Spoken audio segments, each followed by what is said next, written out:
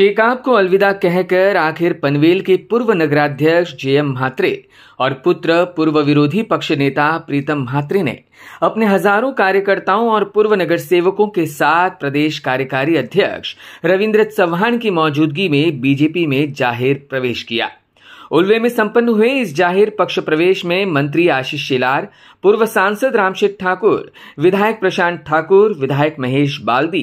विधान परिषद सदस्य विक्रांत पाटिल, बाळासाहेब पाटिल, पूर्व सभागृह नेता परेश ठाकुर, उत्तर रायगढ़ जिलाध्यक्ष अविनाश कोड़ी सह तमाम पदाधिकारी और कार्यकर्ता मौजूद थे।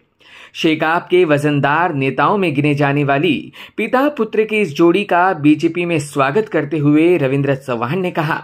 कि जेएम म्हात्रे और प्रीतम म्हात्रे को पार्टी में पूरा सम्मान और न्याय दिया जाएगा।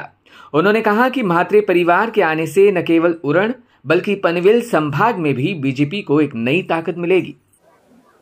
रायगड जिल्ह्यामध्ये जे कोकणाचं प्रवेशद्वार म्हणून ओळखलं जातं, या प्रवेशद्वारामध्ये आज शेतकरी कामगार पक्षातील ज्येष्ठ नेते आदरणीय जेएम म्हात्रेजी आणि त्यांचे सुपुत्र प्रीतम म्हात्रे आणि त्यांच्याबरोबर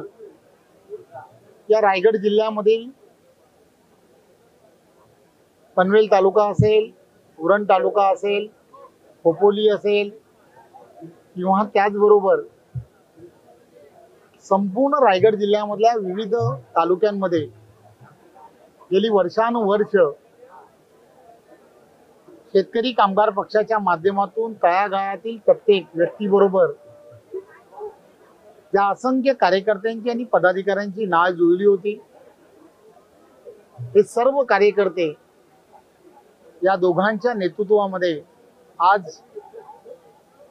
रायगड जिल्ह्याचं नेतृत्व आदरणीय लोकनेते रामशेठ ठाकूरजी, आदरणीय प्रशांत ठाकूरजी आणि महेश बाल्दी ही सर्व मंडळी या सर्वांच्या नेतृत्वामध्ये आज देशाचे पंतप्रधान नरेंद्र मोदीजी आणि महाराष्ट्र राज्याचे लोकप्रिय असे मुख्यमंत्री आदरणीय देवेंद्रजी आणि महाराष्ट्र राज्याचे भारतीय जनता पार्टीचे अध्यक्ष आदरणीय बावनकुळेजी आणि आज संपर्क मंत्री म्हणून आशीष शेलारजी, या सगळ्यांनी गेली वर्षानुवर्ष असे विचार करत होते की रामशेठ ठाकूरजी आणि जेएम म्हात्रेजी ही रायगड जिल्ह्यामधली असणारी एक ताकद आहे आणि ही ताकद समाजसेवेच्या माध्यमातून तिथल्या असणाऱ्या भूमिपुत्रांबरोबर सातत्याने जोडलेली आहे आणि ही ताकद एकत्रपणे राजकीय दृष्ट्या सुद्धा एकत्र आली पाहिजे आणि आज तो योग याला म्हणतात तो जुळला आणि आज या सर्व मंडळींनी त्यांच्या बरोबर असणाऱ्या सर्व सहकाऱ्यांबरोबर लोकप्रतिनिधींबरोबर आज भारतीय जनता पार्टीमध्ये प्रवेश केलाय। मी भारतीय जनता पार्टीचा महाराष्ट्राचा कार्याध्यक्ष म्हणून त्या सर्वांचं मी भारतीय जनता पार्टी पक्षामध्ये खरं तर आल्याबद्दल त्यांचं खूप खूप आभारही मानतो आणि मी त्यांना आश्वासित करतो की ज्या विश्वासाने ही सगळी मंडळी आणि त्यांच्या बरोबर असणारी सर्व मंडळी ही भारतीय जनता पार्टी पक्षामध्ये एक विचार परिवार म्हणून आलेली आहेत,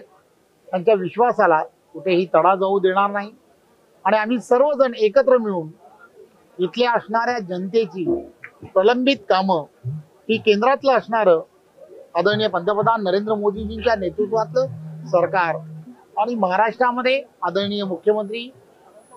देवेंद्रजी यांच्या नेतृत्वातलं असणारं महायुतीचं सरकार एकत्रपणे इथल्या असणाऱ्या अनेक ज्या समस्या आहेत, अडचणी आहेत, त्या एकत्रपणे सोडवू आणि येणाऱ्या ज्या निवडणुका आहेत त्या निवडणुका या भारतीय जनता पार्टीला एक चांगलं बळ यांच्या येण्याने आलंय असं मला वाटतं। त्यामुळे मी पुन्हा एकदा त्यांचं सर्वांचं खूप खूप धन्यवाद देतो। जय हिंद, जय Maharashtra. Bureau input EW network.